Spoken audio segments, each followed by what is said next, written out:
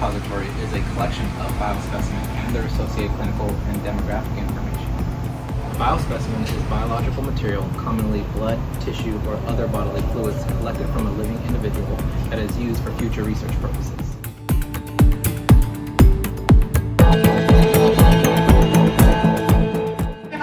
Hi. Thank you for having us in your lab. Of course, Please it's a pleasure. let us know what happens here. What is a biorepository for our community members? Sure. So this is a breast cancer research lab as well as a tumor immunology lab. We study all sorts of different aspects of research trying to understand how the body's immune system responds to cancer, and in particular breast cancer.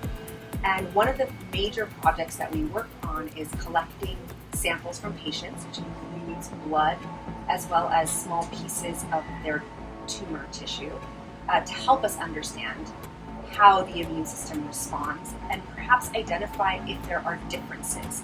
We think, based on research that's been done over many decades in the past, that there are certain aspects of a patient's history, whether it be where they come from or what other potential medical problems they might have, or the fact that maybe they're actually very healthy. How do these different aspects of a person's health and background affect how their immune system could respond to cancer? And so this project we're working on, we approach patients and we ask, would you donate blood? Would you donate a piece of the tumor tissue once it's being removed, so we can try and understand this better? We want to look inside these different parts of a person's body to look for perhaps immune cells that support a tumor, which would be something that is not a good thing, right? We don't want a tumor to be supported and grow. We want a tumor to be eliminated. Or perhaps there are aspects of a certain background of patient or a certain health problem that's related to cancer that is actually helping a tumor to be eliminated. And if we can identify those differences, then perhaps we can come up with new ways to treat breast cancer in particular that would take advantage of these findings. So how are samples and information stored? So our data is stored in a couple of ways. Physical forms are kept under a secure filing cabinet, while all electronic forms are stored in a HIPAA-compliant server that is maintained and configured by USC. Blood samples, are stored once they're finished processing in our -80 freezer. So after processing, samples are stored in a Mr. Frosty to undergo a slow freeze to maintain cell viability. After that, they are stored here for 24 hours. After 24 hours, we then move them to long-term storage in our liquid nitrogen freezer tanks in the basement. And how long are these kept for? Samples in our biorepository are kept indefinitely. Once they are distributed to a specific study, they may be kept until the study is completed and the result is a publication. Yeah, so we welcome all members of the USC community, in particular patients of Hispanic, Latina descent, to donate blood and pieces of their breast tumor tissues to our research efforts in our biorepository to help us better understand how the immune system can fight breast cancer. Perfect. Thank you, Dr. Bankia. Thanks for having me. I'm Jonathan. I'm here in Dr. Bohan's lab. We study pancreatic cancer, and so we receive patient samples that could be in the form of either like tissue samples or cells themselves. And once we use the cells specifically in testing new drug compounds that may be better to treat pancreatic cancer, we then have to store those cells for long-term storage. And so that's what I'll demonstrate here is our liquid nitrogen tank. The temperature is negative 320, so it's pretty cold. And once we take that out, you can actually see the liquid nitrogen on that scope. And we have to wear these insulated gloves because you can see it is very cold here. And this is where we would store the cells until we would want to design some new experiment using the patient samples. Alright, so we just saw where we storage the cells for long-term storage in the liquid nitrogen. And once we're ready to use them, we'll take them out and we'll grow them in culture and then we'll put them in 3D organoids, which mimic environments that are found inside of the human body, to go ahead and test new compounds or just find new information about pancreatic cancer cells specifically. And so that's what you're looking at here. These are all pancreatic cancer cells from patient samples that we put into a 3D gel. So Dr. Bohan, why is it important for people to donate tissue? Oh, every patient, their tumor is different. So their response to the drug differently.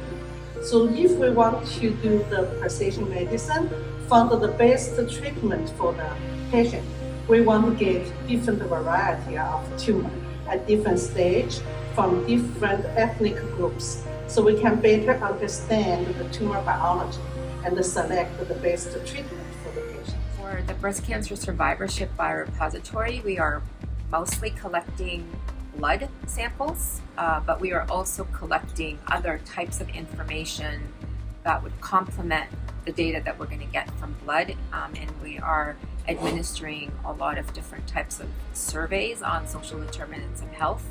One of the main questions that we are trying to answer for the breast cancer survivorship study from the samples that we are collecting as part of the biorepository is to validate a blood-based test of minimal residual disease, which is a way for us to look in a very sensitive way at markers in the blood that predict recurrence to distant parts of the body. When we get the blood in the lab, we spin the blood down. And what that means is we put it into this machine called the centrifuge, and that allows us to separate the blood into different components. And we store the different components of the blood in a deep freezer at minus 80 degrees Celsius to preserve it. Information is stored in very secure databases to protect patient privacy, but also the samples are de-identified, and so people working in the lab do not get to see that patient information on the samples. When we do these studies, these are research use only studies, so return of results to the patient is not permitted, and that is to protect the patients from any information and data that is not yet validated. But what we're committed to still is providing overall research updates to our participants in research to let them know how the study is progressing without giving any specifics about any individual patient samples to anybody. And the way we store the information, collect the information, needs to be approved by our research ethics board to ensure that we are compliant with all of the institutional and national policies and guidelines and laws on how to handle and store patient data. Hello, we are here at Norris Comprehensive Cancer Center and their Lung Cancer Research Lab. Can you please tell us who you are and what you do? Yes, so my name is Donna Loza. I am a research coordinator here for the Lung Cancer Biobank. So my role encompasses enrolling patients using an informed consent for them to be able to donate specimens such as blood, urine, and tissue, which is really important because lung cancer is one of the main cancers that we have here in the U.S. Can you tell us a little bit more about what types of samples are collected in this biorepository? Yes, so our biorepository is a little bit special because we collect fresh samples, which means that when we receive the tissue is still alive, so we're able to do a variety of more experiments as opposed to them being frozen. Additionally, we also collect blood and urine, which is used for a variety of reasons, including bettering treatment for lung cancer for the community. Are there laws in place to ensure the safety of the participant and the biospecimen donated?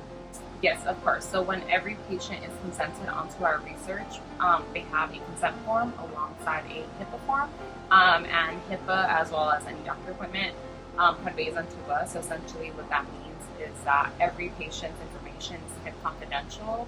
Once the patient is on the research study, they have de-identified information, which essentially means your name and your MRN. All of that gets not erased, but gets sent through a filter, and you have a new code. So you are patient 123. So you're not John Smith anymore, which is really important because patients really care about their information being kept confidential and secure. So once you consent, we collect 3 tablespoons of blood, which is distributed into these 5 tubes. But we're here to make sure that the patients are comfortable at all times. So if you feel like this is too much, then we can reduce the number of purple tubes and go as little as 3 tubes. So the blood that's donated, we can learn a lot from. 1 drop can tell us so much. And our purpose is to find signals to really tell us about your treatments, to tell us about your specific disease. We're looking for various types of patients with different backgrounds, socioeconomic backgrounds. We're really looking for a diverse pool of patients. And so our goal is to recruit 500 patients in order to participate in our study.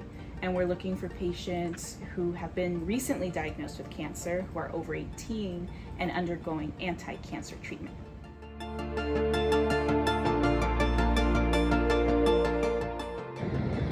A couple of years ago, when I was about to have surgery, my surgery for prostate cancer, my second time around, I was approached by I think it was a student team. There were about 5 of them, and they were asking, did I know anything about donating tissue or samples? And they explained the reason why and what it would mean. And I said, yes, that's fantastic. I would do it. So I signed a consent form and had it done.